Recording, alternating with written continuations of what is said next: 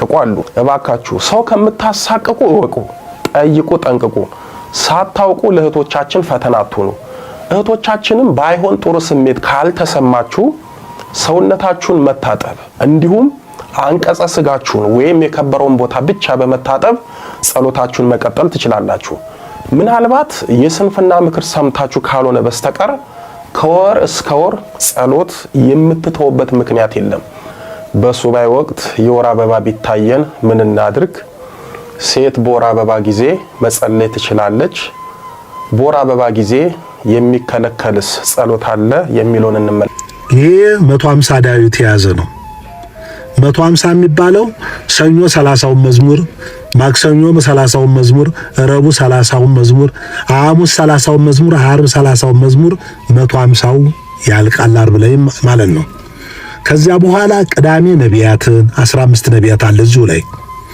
እሁድ ደግሞ መኃልየ ዘሰሎሞንን በተጨማሪ ውዳሴ ማርያምን ብቻሉ ሁሉንም ውዳሴ ማርያም ካልቻላችሁ የለቷን ግን ሱባኤ ከመግባት በፊት ንስሐ ለመግባት ጥያቄያችንን ማዘግየት እንደሆነ በእውነት በዚህ ዘመን እመቤታችን አድርገን ሱባኤ ከመግባት በፊት ንስሐ ለመግባት ጥያቄያችንን ማዘግየት እንደሆነ በእውነት በዚህ ዘመን እመቤታችን በህልምና ኪዳንም ሆነ ሐዲስ ኪዳን ይደግፈዋል ንስሐ በኃጢአት የተበላሸና አካል ማስተካከያ ነው ለንስሐ የሚያስፈልገው ነገር ስለሰሩት ኃጢአት ተጸጽቶ የሰሩትን ኃጢአት አንድም ሳያስቀሩ ሳያፍሩ ሳይጨነቁ ሳይሳቀቁ ለጌታችን ለኢየሱስ ክርስቶስ በካህኑ በኩል መናዘዝና ይቅር ይለኛል ብሎ በእግዚአብሔር ላይ ማመን ነው በንስሐ ሕይወት ኃጢአትን መናዘዝ ብቻ ሳይሆን የቀሙትን መመለስ የበደሉትን መካስ ያስፈልጋል ይህንን ስናደርግ ነው አንድ ሰው በትክክል ንስሐ ገባ የሚባለው በሽታውን የሸሸገ መድኃኒት የለውም እንደሚባለው ኃጢአታቸው ለማይናዘዙ በኃጢአታቸው ለሚያፌዙ አፈጻድቃን ውስጥ ኃጣን ሱባኤ ከባድ ነው ብዙዎች በተለያዩ ገዳማትና አድባራት ሱባኤ ይገባሉ ነገር ግን ከሱባኤ በፊት አስቀድሞ ንስሐ መግባት ለጥያቄያቸው ምን ያህል ጠቀሜታ እንዳለው አይገነዘቡም ንስሐ ሳይገቡ የቀደመውን ኃጢአት ሳያራግፉ ሱባኤ መግባት ማለት ባደፈ ልብስ ሰርግ ቤት ለመታደም መሞከር ነው ንጹህ ልብ ባይኖረንም በንስሐ የነጻ ሰውነት ይዞ ሱባኤ መግባት ለጸሎታችን ተሰሚነት ይኖረዋል በፍቅር እንድንጸልይ ያደርገናል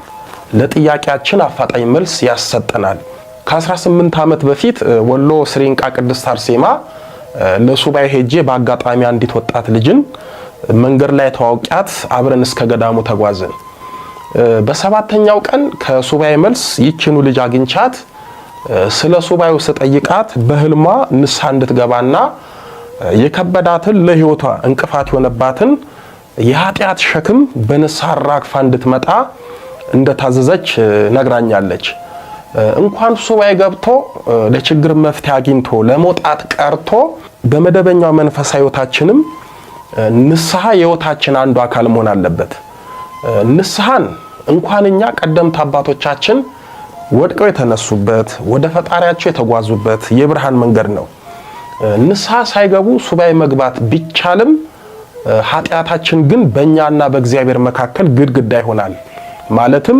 የእግዚአብሔር የቸርነት መልስ ወደኛ የኛ ጸሎት ወደ እግዚአብሔር እንዳይደርስ ያግዳል ባጭሩ ኃጢአት ወይም ንስሐ ለመግባት ለጸሎታችን ታላቅ እንቅፋት ነው ይህንን ያልኩት እኔ አይደለሁም ልዑል እግዚአብሔር ነው ልዑል እግዚአብሔር በትንቢተ ሕዝቅኤል በምዕራፍ 18 ቁጥር 30 ላይ ኃጢአታችሁ እንቅፋት እንዳይሆንባችሁ ከኃጢአታችሁ ሁሉ ተመለሱ ብሎናል ልብ በሉ አንደኛ ኃጢአታችሁ እንቅፋት እንዳይሆንባችሁ ሁለተኛ ከኃጢአታችሁ ሁሉ ተመለሱ በማለት ኃጢአታችን ለጸሎታችን ትልቅ እንቅፋት እንደሚሆንብን በጥብቅ ተነግሮናል ከኃጢአት ወደ ንስሐ ሕይወት ከኃጢአት ተግባር ወደ ጽድቅ ምግባር እንድንመለስ በደንብ ተነግሮናል የተባልነውን ካደረግን የምንሰራውን ኃጢአት ከተውን ኃጢአትን ትተን በፍጹም ልባችን ከውስጣችን እውነተኛ ንስሐ ከገባን እግዚአብሔር ሱባኤያችንን ይቀበላል፣ ጸሎታችንንም ይሰማል። ወዳጆቼ ብዙዎቻችን በየአጽዋማቱ በመንፈሳዊ ሞራል ጸሎት እንጸልያለን፣ የበረታን ሱባኤ እንገባለን። ነገር ግን ሐሜተኝነታችንን፣ ውሸታምነታችንን፣ ምቀኝነታችንን፣ ዘማዊነታችንን፣ ክፋታችንን፣ ንፉግነታችንን፣ ሱሳችንን፣ ሰው መበደላችንን፣ ትዕቢታችንን ወዘተ ሳንተው ስለምንጸልይ ሱባኤ ስለምንገባ እነዚህ ሁሉ ለጸሎታችን ለሱባኤያችን ከባድና ታላቅ እንቅፋት ይሆኑብናል። አንድ ሰው መንገድ ሲሄድ ድንጋይ እንቅፋት ይመታዋል። እንቅፋት ሆኖ የመታውን ድንጋይ ከመንገድ ሳያነሳው በዛው መንገድ ሲመለስ ያ ድንጋይ እንቅፋት ሆኖ ከመታው ድንጋዩ ሰውየው እንጂ እንቅፋት ሆኖ የመታው ድንጋይ አይደለም። እኛም የተለያዩ ኃጢአቶች እንቅፋት ሆኖ ከመቱን እነዛ የኃጢአት እንቅፋቶች ለጸሎታችን እንቅፋት እንደሆኑብን እያወቅን በንስሐ ካላነሳናቸው የጸሎታችን እንቅፋት ኃጢአታችን ብቻ ሳይሆን እኛም ለራሳችን ጸሎት ተሰሚነት ማጣት ትልቅ እንቅፋት ነን። ለዚህ ነው ኃጢአታችሁ እንቅፋት እንዳይሆንባችሁ ከኃጢአታችሁ ሁሉ ተመለሱ ተብለን በራሳችን ኃጢአት እንዳንጎዳ የተለመን ነው። ሉል እግዚአብሔር በነብዩ ሚልኪያስ ላይ አድሮ በትንቢተ ሚልኪያስ በምዕራፍ 3 ቁጥር 7 ላይ ወደኔ ተመለሱ እኔም ወደ እናንተ እመለሳለሁ ይላል የሰራዊት ጌታ እግዚአብሔር ብሎናል። እግዚአብሔር በምሕረትና በቸርነት ወደኛ እንዲመለስ ለጥያቄያችን እንዲሰጠን መልስ አስቀድመን እኛ በንስሐ ወደርሱ መመለስ ይኖርብናል። እኛ በንስሐ ሳንመለስ በሱባኤ መልስ መጠበቅ እግዚአብሔርን አለማወቅ እና መናቅ ነው። እንዲሁም መንፈሳዊ ጊዜን ማባከን ነው። በእርግጥ አንዳንዱ ለገጠመው ጊዜያዊ ችግር ንስሐ ሳይገባ ሱባኤ በመግባት በዛ ወደ ታላቅ መንፈሳዊነት የሚቀየር አለ። ለምሳሌ ንስሐ ሳይገቡ ሱባኤ ገብተው በዛ ወደ ታላቅ ገድልና ቅድስና የተሸጋገሩትን አባ በጉን እኔ በሐይቅ እስጢፋኖስ በክብር ያረፉት ታላቅ አባት አባ በጉ ዘመናቸውን በኃጢአት ቢገፉም በመጨረሻ ሰዓት በእግዚአብሔር ጥሪ በንስሐ የተመለሱ ሰማያዊ መንግስቱን የተቋደሱ አባት ናቸው። ታዲያኛ አባት ንስሐ ገብተው ለ7 ዓመታት በመዝጋት ወይም በሱባኤ አሳልፈው ታኅሳስ 27 ቀን አርፈዋል። አባ በጉ ከንስሐ በኋላ የያዙት ሱባኤ ለተጋድሏቸው ፍጻሜና ለብዙ ሰማያዊ ክብርና ጸጋ አብቅቷቸዋል። የቱንም ያህል ብንጸልይ ሱባኤ ብንይዝ ከንስሐ ጋር ካልሆነ የጥያቄያችንን መልስ ያዘገየዋል። ስለዚህ ሱባኤ ልንይዝ ስናስብ በመጀመሪያ የንስሐውንም ነገር አብረን ልናስብበት ይገባል። ይህ ካልሆነ ጸሎታችን በጌታችንና በእመቤታችን ዘንድ መሰማት እየቻለ የሕይወት እንቆቅልሻችን መፈታት እየቻለ ንስሐ ገብተን በደላችንን ባለማራገፋችን ምክንያት ኃጢአታችንን ባለማቃለላችን ምክንያት ጥያቄያችን ይዘገያል። ጸሎት ያደረግንበት የለመነው ነገር ሳይፈጸም ይቀራል። ስለዚህ ከሱባኤ በፊት ንስሐ ይቅደም፣ ከዛ ሱባኤ ይከተል። ያኔ ሁሉም ይስተካከላል፣ ጥያቄያችንም መልስ ያገኛል። በእውነት በዚህ ዘመን እመቤታችን በሕልምና በራእይ ትታያለች ወይ የሚለውን ስናይ ለዚህ ጥያቄ በሙሉ አፌ አዎ ትታያለች ነው መልሴ። እንደውም አንድን ነገር አበክረን ለማረጋገጥ እውነቱን ለመግለጥ በ10 ጣት የፈረማለሁ እንደምንለው ሁሉ እኔም ስለ ወለላይቱ እመቤት በሕልም በራእይ በተከስቶ መገለጥ እንደው ሚሊዮን አፍ ኖሮኝ በመሰከር ጣቶቼ በስተው ፊርማ ብደረደር ደስ ባለኝ ነበር። በገዳማት ከሚገኙት አበው እንዲሁም በእመቤታችን በእናትነቷ ፍቅር ከሚኖሩት ልጆቿ መረዳትና ታምሯን ማወቅ ይቻላል። ውዳሴዋን አንግበን የአርጋኑን ምስጋናዋን ይዘን በፊቷ ተንበርክከን በእንባ ሆነን በትሑት ልቦና በፍጹም ምስጋና በሱባኤ በታቅቦ ብንለምናት እንደ ተሰጧችን እንደ ልቦናችን እንደ የዋህነታችን በሕልምና በራእይ ብቻ ሳይሆን በሚደነቅና በማይመረመር ሁኔታ ትታየናለች። የመገለጧ ነገር ለአንዳንዶቻችን ለማመን ሊከብደን ይችላል።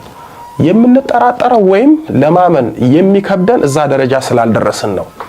በስጋ እንጂ በእመቤታችን ጸጋ ስላልጎለመስን ላትታየን ትችላለች። ወለላይቱ እመቤት ለልጆቿ በሕልምና በራእይ መገለጥ በክርስትና ሕይወት በእምነት ሳይሆን በእውቀት ለሚኖሩት አይዋጥላቸውም። በክርስትና ሕይወት በጾም በጸሎት በእምነት ለጸኑት መገለጧ እሙን ነው። በ21ኛው መቶ ክፍለ ዘመን እመቤታችን በግብጽ ቤተክርስቲያን ጉልላት ላይ ለአሕዛብ ጭምር በመገለጥ ዓለም ጉድ እስኪል ድረስ ታይታለች።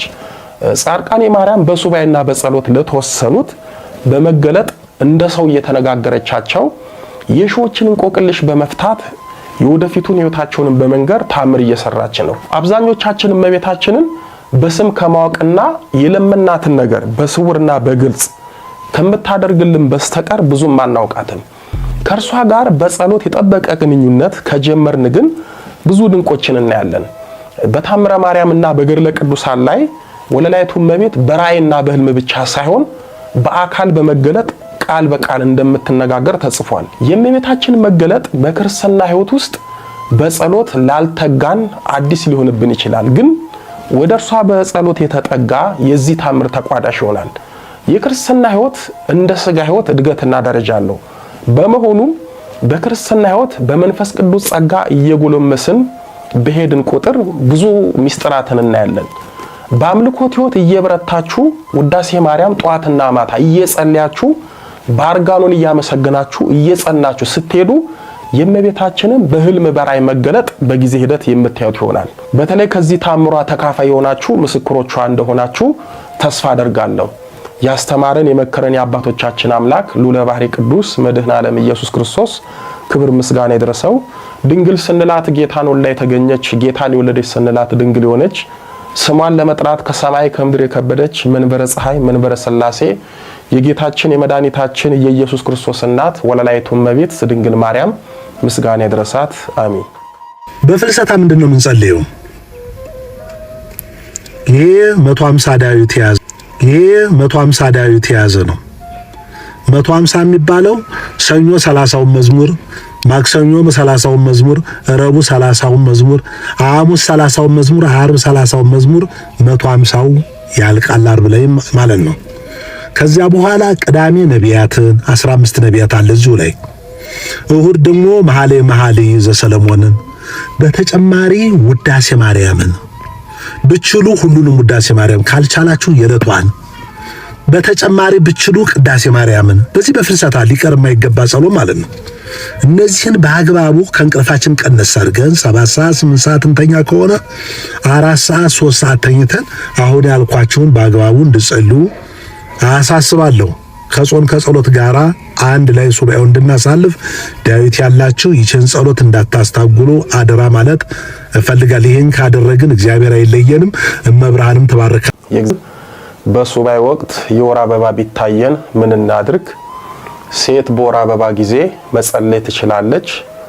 በወር አበባ ጊዜ የሚከለከልስ ጸሎት አለ የሚለውን እንመለከታለን። የቅዱሳን አምላክ ልዑል እግዚአብሔር ምስጢሩን ይግለጽልን። ሴት ልጅ በሱባኤ ወቅት የወር አበባ ቢታያት ከሱባኤ የመውጣቷና የመቆየቷ ነገር እንደ ገዳሙ ስርዓት ይወሰናል። ከሱባኤ ትወጣለች ማለት ሱባኤውን አርምሟን ትፈታለች፣ ታቅቧን ትተዋለች ማለት ሳይሆን እስከምትነጻ ድረስ ገዳሙ ባዘጋጀው ቦታ ቆይታ ሱባኤዋን መጨረስ ትችላለች። በሱባኤ አጋማሽ ላይ ወይንም መውጫ ሲቃረብ የወር አበባ ቢታያት ሱባኤውን ማቋረጥ ሳይሆን በጊዜያዊ ቦታ መጨረስ ይገባታል። ብዙዎች እህቶቻችን ሱባኤ የሚይዙት በድንገት ነው። ይህ ችግር እንዳይገጥማችሁ ሱባኤ ከመግባታችሁ በፊት ቀናችሁን ቆጥራችሁ አስተካክላችሁ ብትይዙ የበለጠ ትጠቀማላችሁ። ሴጣን ያለ ጊዜው በወር አበባ ሊፈትናችሁ ስለሚችል ቀናችሁን እንደጨረሳችሁ ሱባኤ ብትይዙ ይመረጣል። በተለይ አይነ ጥላ ከአይነ ጥላም ግርግር አይነ ጥላ ያለባቸውና መተትና ድግምት የተደገመባቸው የቤተሰብ ዛር የሚፈትናቸው እህቶቻችን ያለ ጊዜና ያለ ቀኑ በሚመጣ የወር አበባ በሱባኤ ወቅት ይፈተናሉ። ምስጋና ለእመቤታችን ይሁንና እመቤታችን ንጹህ አይደላችሁም በማለት ጸሎታችሁን ቸል ስለማትል የያዛችሁትን ሱባኤ ቀጥሉ። ምክንያቱም የኛ ርኩሰት የእመቤታችንን ንጽህና ስለማያሳድፍ ጸሎታችንን ትሰማለች። ሴት በወር አበባ ጊዜ መጸለይ ትችላለች የሚለውን ስንመለከት ጸሎት ከፈጣሪ የምንገናኝበት መንገድ ስለሆነ እግዚአብሔር ጊዜን እየጠበቀ በዚህ ጊዜ ሰማችኋለሁ፣ በዚህ ጊዜ አልሰማችሁም አይልም። በወር አበባ ጊዜ አይጸለይም ማለት የቤተ ክርስቲያን አስተምሮ ሳይሆን የሰነፉ ሰይጣን የተንኮልና የእንቅፋት ስብከት ነው። እንኳን ጸሎት ትተን ቀርቶ እየጸለይን ፈተናችንን እኛና እግዚአብሔር ነን የምናውቀው። ሴት በወር አበባ ጊዜ እስከ መንጻቷ ቀን ድረስ ነው ቤተ መቅደስ መግባት የማትችለው እንጂ ጸሎት ማቋረጥ የለባትም። ጊዜን ጠብቆ ለመጸለይ ለሰይጣን በር መክፈት ነውና ትንሿን ጸሎታችንን ማቋረጥ የለብንም።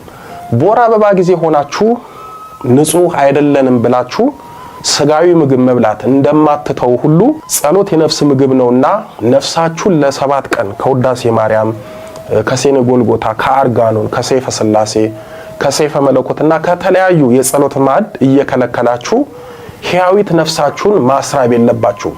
ይልቁንም ዘወትር በመጸለይ ነፍሳችሁን መመገብ ይገባችኋል። ጌታችን ደመኛን እንጂ ደምን አይጠየፍም አይጠላም። ቢጠየፍማ ታሪኳ በማቴዎስ ወንጌል በምዕራፍ 9 ቁጥር 18 እስከ 26፣ በማርቆስ ወንጌል በምዕራፍ 5 ቁጥር 21 እስከ 43፣ በሉቃስ ወንጌል በምዕራፍ 8 ቁጥር 41 ላይ የተጻፈው ለ12 ዓመት ሰውነቷ በደም እየጨቀየባት የነበረችው ምስኪን ሴት ጌታችን ጋር ጠጋ ብላ ልብሱን ነክታ ልትድን ቀርቶ መርገምንና ሌላ በሽታ ሸምታ በተቀሰፈች ነበር።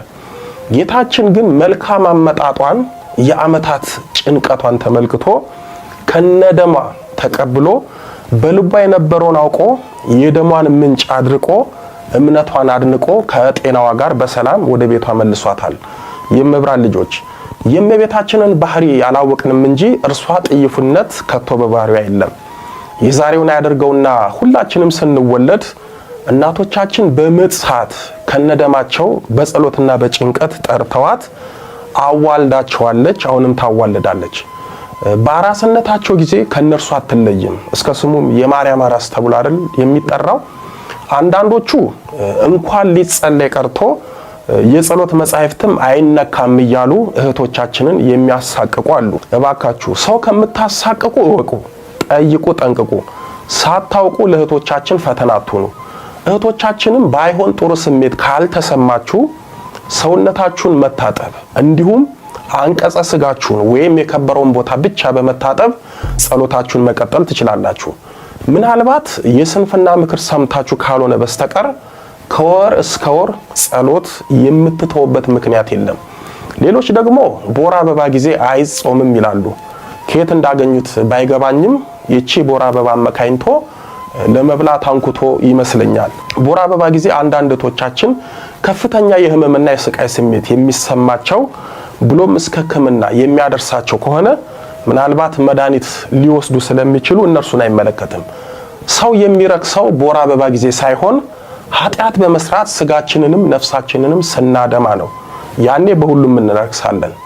ጸሎታችን በእግዚአብሔርና በእመቤታችን ፊት እንዲያርግ መመዘኛው የወር አበባ ሳይሆን የልባችን ንጽህና፣ መልካምነታችን፣ ቅንነታችን፣ ታማኝነታችን፣ እምነታችን፣ መታዘዛችን ነው። በተለይ አዲስ መንፈሳዊ ሕይወት ጀማሪዎች፣ ቤተክርስቲያን ሳሚዎች፣ አስቀዳሾች፣ ገዳም ተመላላሾች ስንሆን የቤተክርስቲያን ስርዓት ያወቀን ያስጠበቅን እየመሰለን በወር አበባ ጊዜ እንደማይጸለይ እንደማስተማር እያደረገን ለመንፈሳዊ ሕይወቶቻችን መሰናከያ በመሆን የጸሎት ስርዓት እናፋልሳለን። በዚህም የሰይጣን ተባባሪዎች እንሆናለን። ለአብነት በአዲስ አበባ ያሉትን እንጦጦ ማርያምና ገነተ ጽጌ ቅዱስ ጊዮርጊስ በተለምዶ አጠራር አራዳ ጊዮርጊስ የሚባለውን ብንመለከት ቤተክርስቲያኖቹ 2 ግቢ አላቸው።